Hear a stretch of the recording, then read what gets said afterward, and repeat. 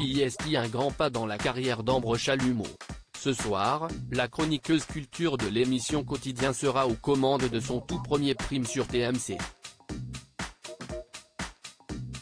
Très appréciée des téléspectateurs, l'acolyte de Yann Barthès rencontre le succès à chacune de ses interventions, aussi courtes soient-elles. Drôle, bienveillante, proche de sa communauté et surtout très cultivée, la jeune femme tient sa passion de ses parents. Depuis toute petite, Ambre Chalumeau nage dans la culture sous toutes ses formes. Grâce à ses parents, eux-mêmes passionnés d'histoire, elle s'est peu à peu forger un esprit vif et curieux. Il faut dire que ses parents ne sont pas inconnus du grand public. En effet, son père n'est autre que Laure Chalumeau, écrivain, scénariste et journaliste à succès tandis que sa mère est Arielle Saraco, ancienne directrice de la création originale chez Canal+.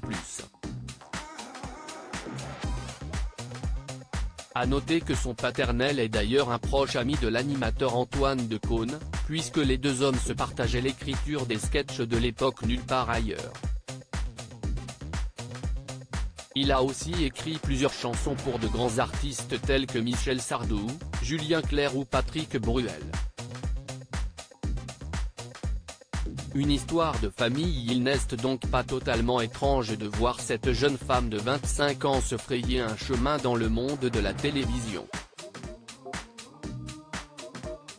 Concernant son amour pour la culture, Ambre Chalumeau a expliqué à nos confrères de Télé Loisirs qu'elle avait été à bonne école. Il serait mensonger et ingrat de dire que j'ai construit ma culture toute seule. J'ai la chance d'avoir des parents très cultivés et d'avoir grandi dans un appartement rempli de DVD et de livres dans lesquels ils me laissaient piocher. CIST précieux, a-t-elle indiqué.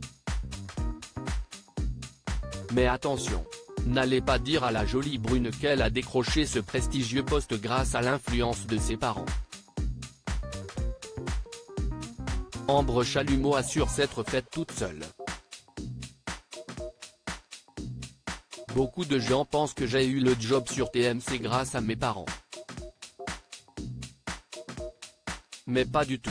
Quand je leur ai dit que j'allais passer à l'antenne, leur première réaction a été l'inquiétude. Ils connaissent ce milieu et pensaient à ce qu'impliquait l'exposition publique.